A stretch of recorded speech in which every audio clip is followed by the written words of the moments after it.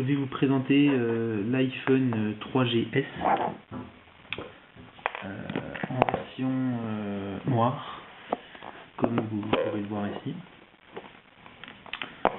Voilà. Donc, alors bien sûr la boîte a déjà été ouverte, hein, sinon d'habitude il y a les plastiques comme ceci par-dessus. Voilà, donc rapide tour, donc le bouton d'allumage, l'entrée jack pour les casques, un bouton pour le placer en silencieux, le bouton du son, réglage du son, donc descendre, augmenter le son, et donc là, deux haut-parleurs. Enfin il n'y a que celui-là qui marche pour une raison un peu étrange, celui-là doit plutôt être un micro en fait. Et donc là la connectique pour brancher le câble USB. Et donc à l'arrière un discret appareil photo 3,2 mégapixels avec autofocus, vu que c'est le 3GS. Il n'y en a pas sur le 3G, et donc pas de flash comme vous pouvez le voir. Et donc là c'est la version 32 Go. Voilà. Donc on va l'allumer. Donc un appui long ici, il démarre automatiquement l'iPhone. Alors pendant qu'il démarre, le reste de la boîte. Donc il y a dans cette petite pochette des manuels, y compris en français. Donc il y a plusieurs langues, y compris en français, donc c'est pas mal. Voilà, donc là l'iPhone a déjà fini de démarrer, donc il démarre plus vite que l'iPhone 3G. Hein. À noter que là on utilise le firmware version 3, donc le dernier. Donc pour le reste des accessoires, on note donc le chargeur classique qui utilise donc le câble USB, les écouteurs, donc en jack évidemment, puisque l'iPhone propose cette sortie, avec un micro sur le fil des écouteurs et une télécommande pour augmenter ou diminuer le son. Voilà. Donc écouteurs qui ne sont pas des intras, hein, écouteurs classiques. Voilà. Et donc là le câble USB qui permet de se brancher sur l'iPhone, voilà, de cette façon. Voilà, donc ça tient bien, ça a l'air solide, bon, c'est classique. Et donc là, de l'autre côté, donc il se recharge de cette façon, donc c'est le même câble pour recharger et pour connecter à l'ordinateur. Et donc dernier petit détail, donc pour ceux qui connaissent pas l'iPhone, donc une petite pointe métallique qui permet de sortir en fait, voilà, c'est ici, qui permet de sortir la carte SIM. L'iPhone n'est pas comme les autres téléphones, il se démonte pas, la coque arrière ne s'enlève pas pour enlever la carte SIM. Il faut donc voilà, enfoncer la petite pointe là-dedans pour ressortir le plateau, donc avec la carte SIM. Voilà, donc je vais la remettre. Voilà, donc déverrouiller.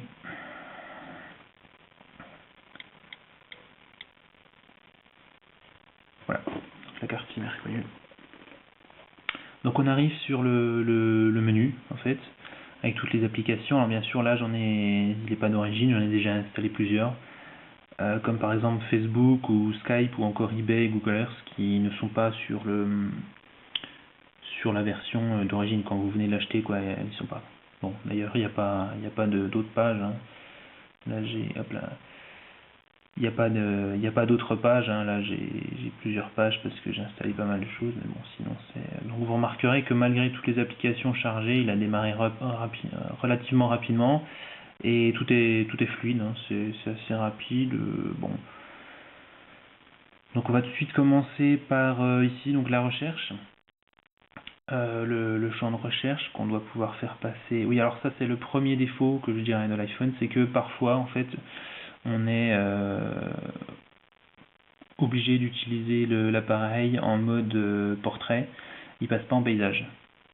Alors que pour d'autres applications comme les messages par exemple, on est là en portrait, hop, on peut automatiquement passer en paysage et donc avoir un clavier avec des touches plus grandes. Voilà, donc là c'est pas le cas. Pour la recherche c'est pas le cas. Ceci dit, c'est quand même relativement rapide. Bon voilà, on a tous les mails, les musiques et donc les applications qui sont accessibles via ce champ de recherche qui ressemble pas mal à Spotlight sur Mac. Donc là on a par exemple l'application horloge, très classique avec bon voilà.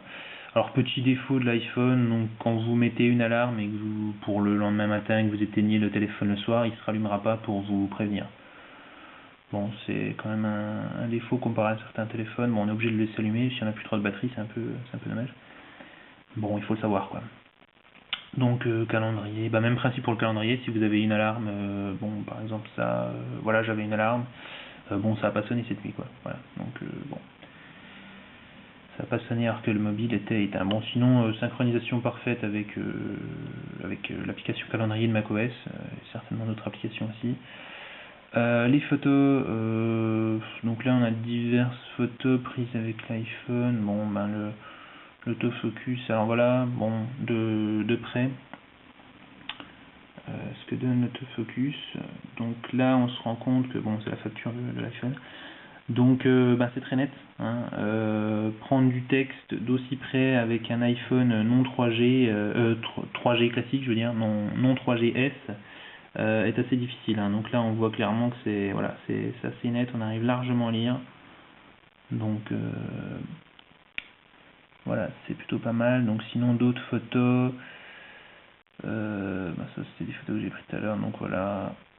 Alors bien sûr on peut naviguer comme ça, c'est comme toujours très fluide, hein. C'est vraiment une des qualités principales de l'appareil, c'est la fluidité, puis tout est intuitif, voilà, on navigue. Alors bon, pareil, ça ne bascule pas.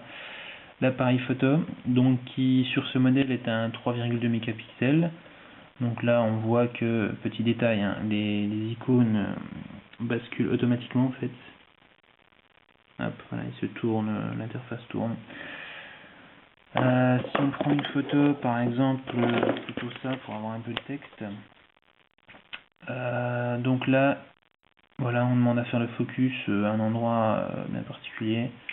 On fait la photo, c'est très rapide, elle se met là, ici, hop. Et là on peut la voir, alors bien sûr on peut basculer, voilà. Et là encore on arrive à lire le texte. Donc l'autofocus marche plutôt pas mal. Alors bon, comme vous le voyez il n'y a pas de flash, donc en faible lumière c'est vraiment limite. Évidemment, hein, c'est un peu dommage, mais bon c'est comme ça. Donc grande nouveauté du 3GS, c'est la vidéo.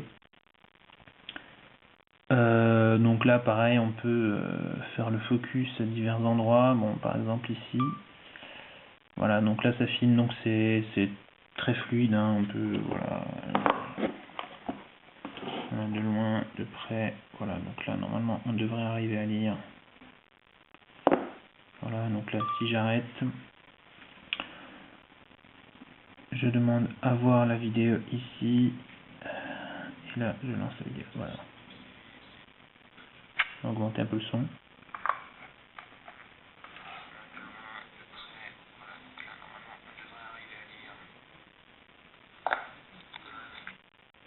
Voilà, donc bon là pour le coup le son n'était pas très fort, mais ça vient de l'enregistrement vidéo parce que sinon c'est relativement fort. On peut tout de suite écouter un exemple. Donc ça c'est l'application classique iPod, hein. Donc on a un peu trié par évidemment par album, etc. Alors c'est toujours plus beau à voir comme ça, évidemment avec les pochettes dans le truc classique. Bon, on peut essayer de faire ça. Voilà, donc là on est à fond.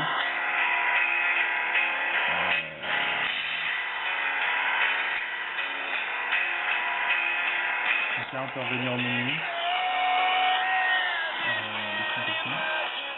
Voilà, donc là on était à fond, donc c'est pour voir un peu la puissance de l'appareil.